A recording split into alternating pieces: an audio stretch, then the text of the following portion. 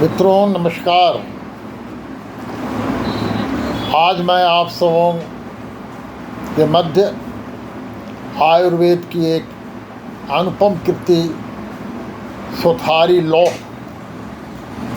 का चर्चा आप सबों के बीच करने जा रहा हूँ। सोथारी लौह सौंठ, मिर्च, पीपर एवं जवाखार लौह भस्म समान मात्रा में लेकर हम इसे कूट पीस कर कपर छन कर एक साफ जार में संग्रहित कर लेंगे। मित्रों, इस चूर्ण का प्रयोग 2 से 6 रत्ती सुबह शाम त्रिफला क्वाथ के साथ करेंगे एवं पांडु रोग युक्त शोथ, पुराने पांडु रोग में रक्तादि धातु कमज़ोर होकर अपनी क्रिया करने में असमर्थ हो जाती है। तब शरीर में रक्त कणों का अभाव होता है, जल भाग की वृद्धि हो जाती है, रक्तवाही सिराओं में जल प्रवेश कर जाता है, जिससे सिराएं फूल जाती हैं। सिराओं को फूलने से सांसें भी फूल जाती हैं। इससे रक्त की कमी के कारण शरीर का वर्ण कुछ सफ़ेद हो जाता है। संपूर्ण शरीर में सूजन फैल जाती है। यह सूजन कफजन्य होने के कारण दबाव से गड्ढा पड़ जाता है, फिर धीरे धीरे गड्ढा भरता है। यह अवस्था कठिनता से अच्छी होने वाली अवस्था है। धीरे धीरे इस अवस्था के बाद शरीर का रंग पीला या सफ़ेद हो जाता है। इस अवस्था में सोथारी लौह के उपयोग से आश्चर्यजनक लाभ देखा गया है। यह दवा दीपन, पाचन, कफनाशक और रक्तवर्धक भी है। अतः यह दवा पाचक पित्त को जागृत कर अच्छा रस बनाने में सहायक होती है और लौह भस्म के कारण शरीर में रक्तकण, लाल रक्तकण में वृद्धि होने लगती है। नवीन रक्त की उत्पत्ति कर सब धातुओं को पुष्ट करता है।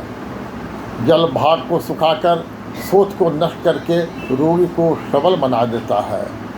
मित्रों, कभी कभी पेट में पुराने मल संचित हो जाते हैं, जिस कारण मरीज का चेहरा कांतिहीन हो जाता है, कुछ खाने की इच्छा भी नहीं होती, पेट में वायु भरने लगता है, यकृत में स्वेलिंग आ जाता है, इस कारण पेट में भी सूजन आ जाती है। ऐसी अवस्था में सोथारी लौह का प्रयोग बिल्कुल अमृत के समान कार्य करता है। इसके प्रयोग से मल संचय दूर हो जाते हैं, शोथ रोग जड़ मूल से नष्ट होने लगते हैं। मित्रों, इस लौह के प्रयोग से शरीर कांतिपूर्ण हो जाता है।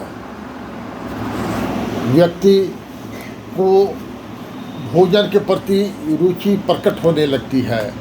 जो भी व्यक्ति भोजन करता है वह सुपाच्य भोजन एवं रस रक्त की वृद्धि करने वाला ही भोजन किया जाता है।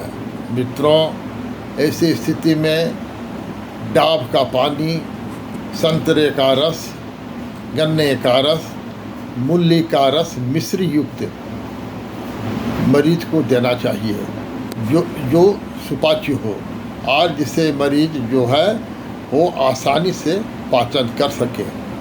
मित्रों, अगर हम इस प्रकार की उसकी व्यवस्था नहीं दे पाएंगे तो मरीज़ को ठीक होने में काफ़ी वक्त लग जाएगा। ऐसी स्थिति में जलोदर नाम की बीमारी भी हो जाती है और मरीज़ की मृत्यु तक हो जाती है। मित्रों, सुबह शाम त्रिफला का रस या काढ़ा 20-20 ml सुबह शाम खाली पेट और खाना खाने के बाद रात्रि के समय भी प्रयोग में लाना चाहिए।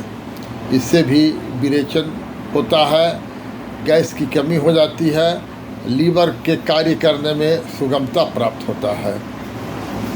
मित्रों, लीवर, जलोदर या पेट की कोई भी समस्या हो, ऐसी स्थिति में मरीज का खान पान और रहन सहन का व्यापक प्रभाव पड़ता है। अतः मरीज को खान पान के ऊपर में विशेष ध्यान देने की आवश्यकता है।